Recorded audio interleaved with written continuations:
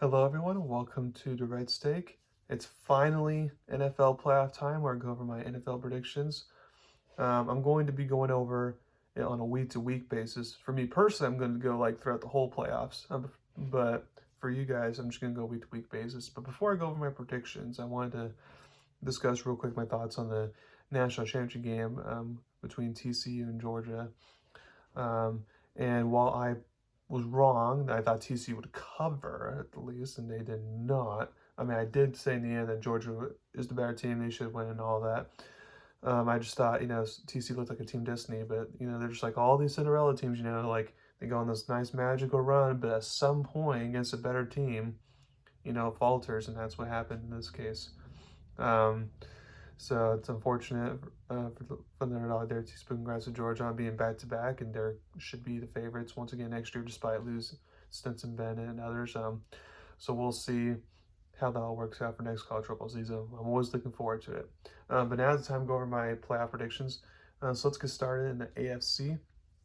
You got Miami versus Buffalo. Now this is the game where buy in on a blowout. There's no way the Dolphins, 0.1% chance Dolphins go in this game because Tua still has concussion, so he's out. Teddy Bridgewater still is not 100% from his finger injury, so they'll be starting the rookie Skylar Thompson once again. And as we've seen so far from him in a couple games, he's just not the answer against a very good Bills team. So I have the Buffalo winning easily 27-6, and that's actually being generous on Miami there because it could be more of a blowout. 6th seed Baltimore versus 3rd seed Cincinnati. Lamar Jackson basically just came out and said he's still not healthy, so he's not playing. So since that's the case, I'm going to go Cincinnati here. Now, the only reason why this could be a closer game than what most people are expecting is because Cincinnati has a lot of injuries, especially on the O-line there, and the Ravens' defense is good. So maybe the Ravens' defense can keep it close, but in the end, Joe Burrow's going to do his thing. So I have the Bengals winning 20-6. 5 seed LA Chargers versus 4 seed Jacksonville Jaguars. This one's going to be a very interesting game here. Now, what's interesting is that back in week 3, Jacksonville went to LA and beat the Chargers 38-10. Now, there was no Keenan Allen in that game. And it's obviously week 3, things changed, but Chargers only rushed for 26 yards that game, and they had 2 turnovers versus Jacksonville's none. So that was the difference of the game here. So now it'll be different to see, okay, well, is maybe Jacksonville going to turn the ball over more, or is Chargers still going to do that, or is it equal? Can the Austin Eckler and the Chargers run game get going this time, unlike last time? Mike Williams is questionable for the Chargers, and he's probably not going to play, which means they can double cover Keenan Allen and all that, which makes things a little bit more tricky for Justin Herbert. Now, when it comes to tough games, in the playoffs, you like to go like at the quarterback matchup, and obviously they're both really similar and even there. So then you got to look at the coaching matchup, and the coaching matchup clearly goes to Doug Peterson for Jacksonville. He's been in the playoffs multiple times, been a Super Bowl champion, knows how to get it done. Brandon Staley, first time there, and even with it being the first time there, he's still made a lot of questionable decisions in the regular season, which gives us less confidence in him going to the postseason.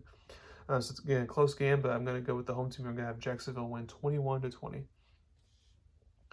Next, the NFC. Now, this game should be a blowout because the Seahawks have one of the worst rushing defenses in the NFL, and that's the 49ers' bread and butter.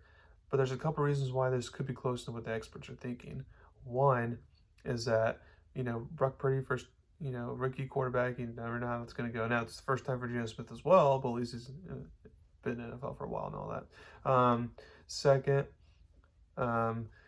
it's just hard to beat a team 3 times in regular season, so there's always that factor. But the biggest reason is apparently weather is going to be a factor. So on that day, it's not only going to be raining a lot, but it's also very windy, which means 49ers won't be able to do what they want on offense. It'll be like both teams just run the ball a lot, grind out, have it be an ugly slugfest.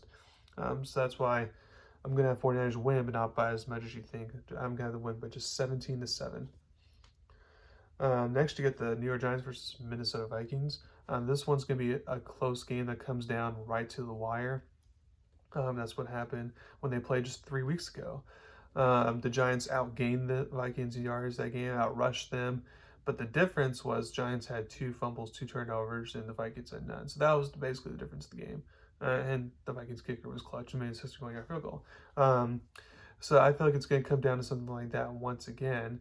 And again, I know, It's very fortunate to be undefeated in one-possession games, and that will probably run out at some point. But I feel like since this will be a one-possession game, I feel like that's just going to favor the Vikings. So I have the Vikings win barely 24-23. So then you get the Dallas versus Tampa Bay for Monday Night Football. Now this one's very interesting. There's a couple of key factors to look for here. One, on Dallas' side, is Tony Pollard playing? And if so, is he going to be effective or not? Because if he's not playing, or if he is playing but he won't be effective because he's been out the past 2 weeks, then you got to go Tampa there automatically. Because if Pollard can be effective and then you have Zeke do his thing, and Dallas can run the ball in general, then that means Dak doesn't have to throw a lot and potentially less risk for an interception, which Dak's been throwing a lot for some reason this year. So therefore, that's something to keep in mind there on Dallas' side. And for Tampa's side, you just want this to be a one-possession game going to the final minutes of the fourth quarter. Because if that's the case, then Tom Brady can deliver. So I feel like in this type of game, it will come down to one possession, and therefore I'm going to be leaning towards Tom Brady there. Also, Dallas never beaten Tom Brady is also a thing as well. But I'm going to go Tampa Bay to get the upset here, so I'm underdogs and get the win 19-16. Thank you very much for listening to my podcast today. Please subscribe to my channel, about me. Thank you very much. Y'all have a wonderful day.